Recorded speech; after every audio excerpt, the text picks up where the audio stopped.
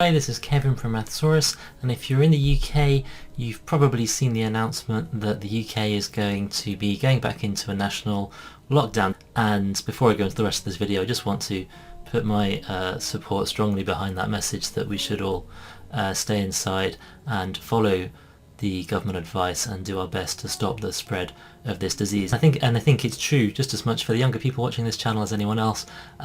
Although it's true that younger people don't see the effects of the coronavirus as much personally, they do carry the disease and they still do transmit it to other people. So incredibly important that we all follow this advice for the sake of everyone around us, not just for our own personal safety. But the main reason I'm making this video is because the government announcement this evening also contained a statement about exams, and it does look like exams are going to be cancelled for this summer as they were last year, and I just wanted to give some initial thoughts about what that means. Now, the Prime Minister in his statement didn't actually say that all exams are definitely going to be cancelled. He said something like, that for many exams they won't be able to go on, but my guess is that that's pretty certain to include GCSE and A-level maths. Possibly not STEP. In fact, last year STEP exams went ahead remotely, quite a small group of people that take that exam, so it may be that STEP maths continues for people doing that, and some smaller exams might carry on, but those big ones are probably not going to continue. But what I want to really say is that what it doesn't mean is that assessments are cancelled, and so my advice to you all is to keep working on the maths qualifications you're going for, especially if you're in year 11 or year 13 at the moment. It's a really critical time. Last year when exams were cancelled, they were replaced with teacher assessments. And what we saw in schools was schools really doing a lot of extra assessments and giving a lot of tests and making sure they knew their students well enough to be able to assess their grades.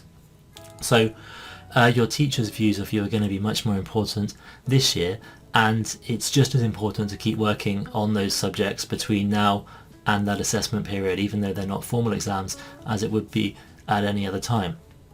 And in fact, although it's going to be a difficult time, and it might feel like it's hard to carry on at some points when we can't do very much apart from staying at home, it is a point where you do have a bit of extra time perhaps to really focus on that, and also to be able to continue to study and enjoy the subject for itself. And if you're going on to universities, your A-level subjects are still going to be useful. The things you need to know for your university courses are still contained in A-level, so all the other reasons that we studied that are not to do with exams are still worth carrying on for. But even for the assessments themselves, I would caution against taking it too easily now. There's actually not that long until the assessment period is going to come around, and I think what you're going to see is your schools are probably going to start, after this announcement, doing lots of assessments from now. Perhaps some of them are doing it already because they thought this might happen. And all of that information that they know about you at some point is going to go into the mix, probably. Now, we don't know how these things are going to be assessed. Perhaps the government might even mandate some form of GCSE or A-level exam that they send out to teachers and ask teachers to do quite a specific assessment.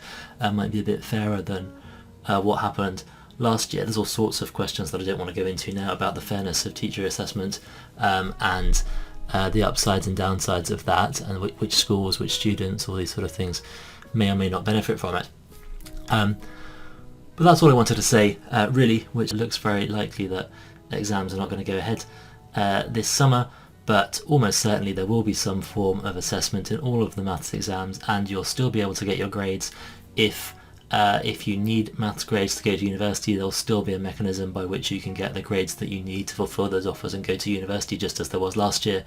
Similarly, if you're doing GCSE for sixth form places and things like that, they are going to be putting in place provisions for those things. I'll have to wait a little bit for the detail of that, but they've had a year's practice now, so hopefully this year will run a little bit more smoothly, and there will be a lot of pressure on them to make sure that they get this right. So I'm sure you'll start having online lessons at school again soon. Don't forget, all of the stuff over at the Mathsaurus website is there. I've covered all of GCSE maths pretty comprehensively if that's what you're working on, and a lot of the AdMaths course, and I'm in the process of making these A-level exam questions by topic series for A-level, and that's a great way to revise and even in some ways to learn the content as you go through. You can do a worksheet of real exam questions for a particular chapter, and then watch me do the video solutions. And I'm going to try to accelerate that series. I've done quite a few of those videos already. I've done the first third of the AS and A2 courses, I think, pretty much, and I've got a few more ready to come out. So watch out for those over the coming weeks. But the main thing, of course, is the lockdown period is going to be difficult. It's much harder when we don't get to see people and to do the things that we want to do. I know we've got a bit better at online socialising and things like that recently, so do try to stay in touch with people through online forums, through all the other ways that you can and you're allowed to. Please do contact me here and leave comments if there's anything that you'd find useful to have a video about going through something to do with maths or talking about some aspect of what's going on. I tend to keep my content to the more technical stuff mostly, but if you're interested to hear other thoughts and opinions as well, then pop that in the comments below. Let me know what your plan is for the coming weeks, how you're going to respond to schools being closed, what you're going to do to keep yourself on track with the work that you're doing.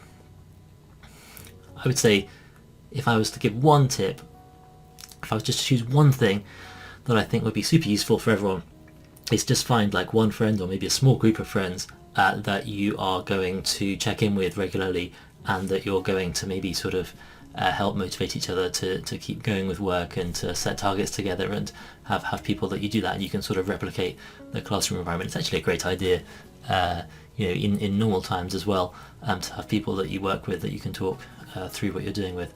There'll be loads of other tips. Put your tips for online learning and for all of those sorts of things in the comments below. So for sure it's going to be a difficult time coming up. Don't be afraid to ask for help from people around you if you need it. There's no shame in that at all. We all need help from people all the time, and in particular when things are difficult. But if we all follow the rules and we stay inside, maybe take the chance to do a bit of extra maths, then we can hopefully get over this as soon as possible and get back to normal as soon as possible. So for now, please do stay safe and look after yourself, and let me know in the comments as ever if there's anything you'd like to ask or that you'd like me to add. And I will see you in the next videos, where we'll be getting on with the A-level series and also some other things that we'll see throughout the year.